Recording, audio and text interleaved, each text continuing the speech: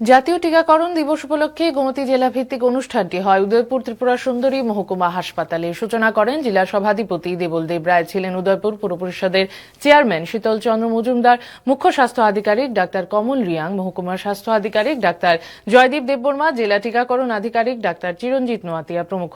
অনুষ্ঠানে জাতীয় টিকাকরণ কর্মসূচির গুরুত্ব তুলে ধরে শিশুদের নির্ধারিত সময়ে সব টিকা গ্রহণ নিশ্চিত করতে অভিভাবকদের সচেতন হওয়ার আহ্বান জানানো হয়। এছাড়া জেলার সব স্বাস্থ্যকেন্দ্রে নিয়মিতভাবে টিকাকরণ কর্মসূচি পরিচালিত হচ্ছে বলে জানান স্বাস্থ্য আধিকারিকরা।